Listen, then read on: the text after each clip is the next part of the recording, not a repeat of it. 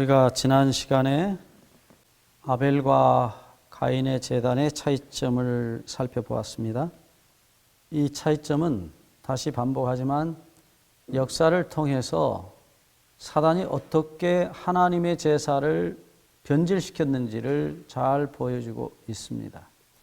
한마디로 하나님의 자기 희생, 자기 손으로 자기 아들을 제물로 바치셔야만 했던 그 무한한 희생, 그 은혜가 아니면, 하나님의 희생이 아니면, 하나님의 아들의 희생이 아니면 결단코 죄인의 죄가 사라질 수 없다는 사실을 사단은 너무나 잘 알았어요. 그래서 그것을 완전히 변질시켜 놓았습니다. 로마서 7장 10절과 12절에 보시면 하나님의 율법의 성격이 하나님의 품성과 동일하다는 것을 알 수 있어요. 의롭고 거룩하고 선하십니다. 생명을 주시는 것이에요. 그래서 하나님의 품성과 율법의 성격이 같기 때문에 정확하게 말하면 율법은 하나님의 말씀입니다. 곧 하나님 자신이십니다. 하나님께서 자기를 표현하는 방법이 말씀이었어요. 우리 부모가 자식들에게 대하는 모든 이야기도 역시 그렇습니다. 부모가 자녀들에게 이거 하라, 이거 하지 마라, 이거 먹어라, 이건 먹지 마라, 이 옷 입어라 하는 모든 것들은 다 그 자체가 부모의 사랑의 표현들이에요. 그래서 부모가 하는 말을 자식이 짓밟을 때 그 엄마를, 그 아빠를 짓밟는 거예요.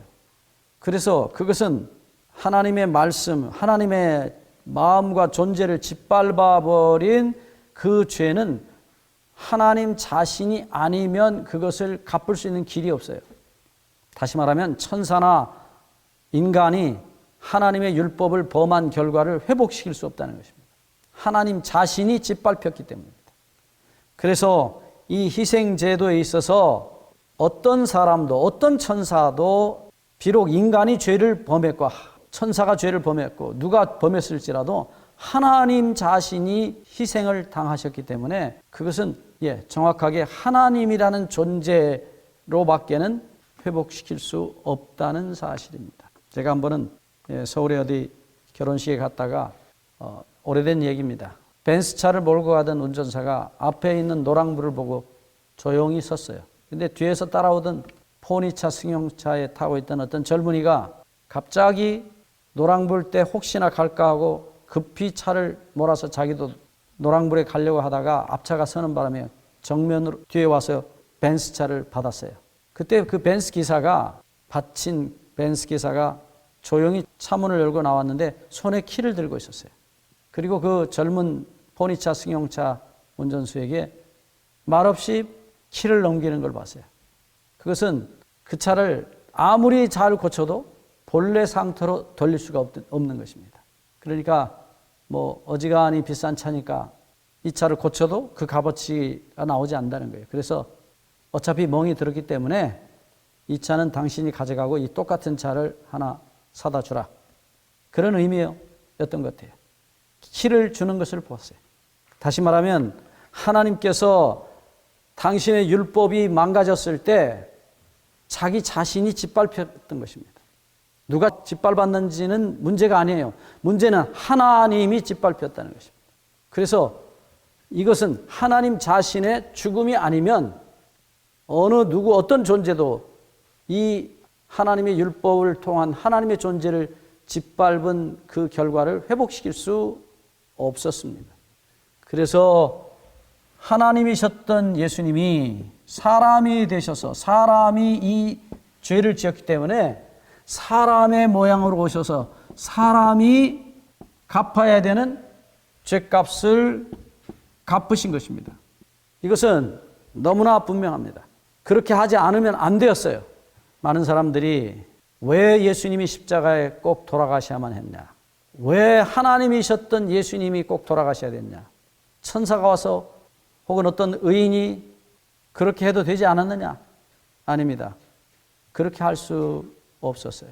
그래서 이 엄청난 희생, 하나님의 율법이 짓밟혔을 때 하나님이 그 값을 치르시고 인간이 죄를 범했기 때문에 인간이 당해야 되는 형벌을 인간이 되셔서 오셔서 갚으시고, 그리고 예수 그리스도 안에 계셨던 하나님의 신성, 하나님이셨던 예수님이 자기 인간이 되신 육체 속에서 그 죄값을 치르실 때 함께 고난을 당하신 것입니다. 그래서 많은 사람들이 속죄의 값이 무한하다고 표현하는데, 그 속죄의 값이 무한한 것은 바로 예수 그리스도 안에 계셨던 하나님, 그가 비록 사람이 됐지만 하나님으로서의 신성은 떠나지 않았습니다. 없어진 게 아니에요. 그가 그 권세를 잠시 포기했을 뿐이에요. 그는 여전히 하나님이셨습니다.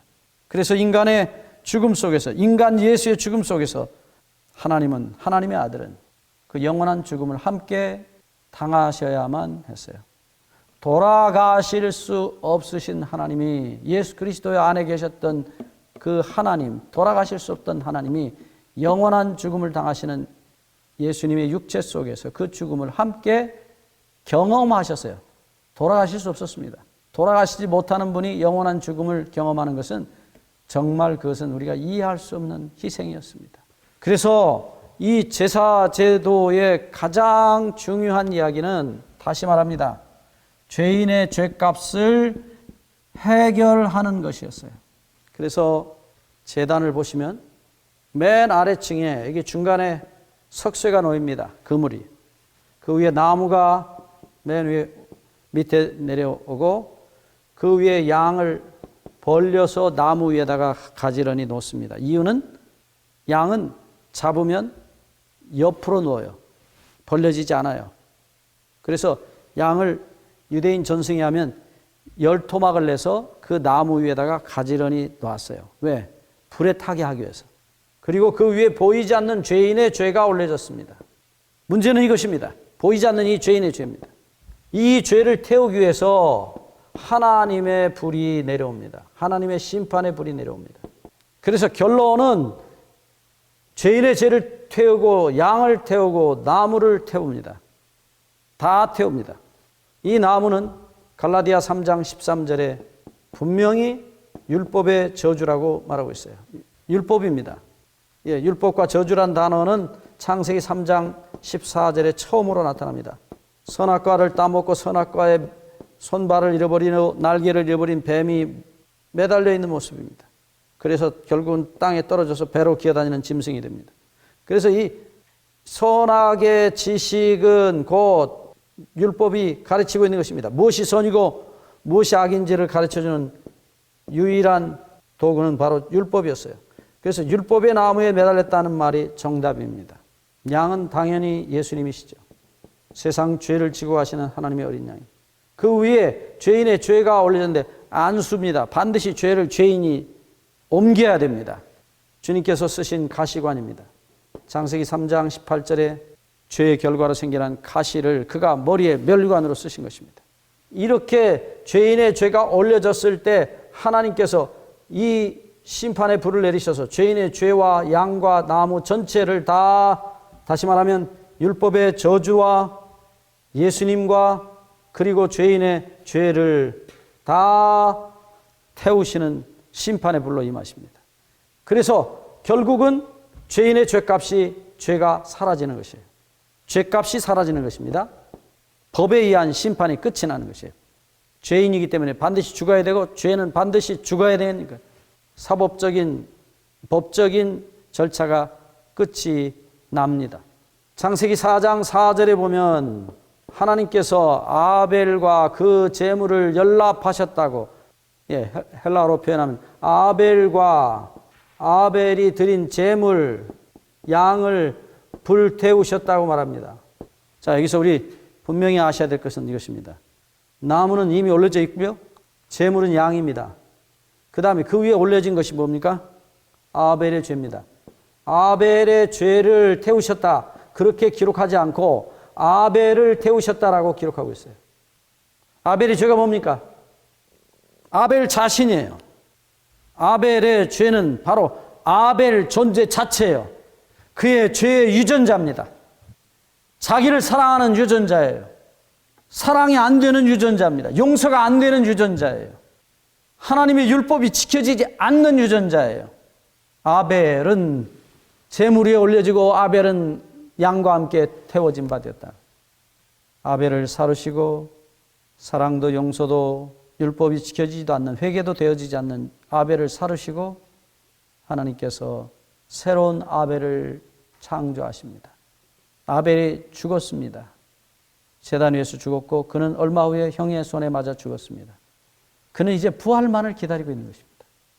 새 생명으로 죄 없는 유전자로 부활할 것을 기다리고 있는 것입니다. 번제단 위에서 죽었고 형의 손에 의해서 죽었어요. 육신도 그의 죄도 죽었습니다. 그는 이제 부활을 기다리고 있는 것입니다. 여러분 다시 한번 확인하겠습니다. 이 죄인의 죄값을 치르신 분이 제사의 주인이 누굽니까? 불을 내리셔서 죄를 사르신 분이 누굽니까? 바로 하나님이십니다. 아벨은요? 아벨은 하나님이 시키시는 대로 심부름했을 뿐입니다. 믿음으로 하나님께 순종했을 뿐입니다. 양을 데려오라니까 데려왔고 죄를 안수하라니까 안수했고 죽이라니까 죽였고 올리라 그래서 올렸을 뿐이에요. 태우신 분은 하나님이십니다. 여러분 예수님에게 죄를 옮기라 할 때 옮기시고 그 제사에 순종하셔서 우리 모두가 이 아벨의 제사에 동참하게 되기를 바랍니다. 감사합니다.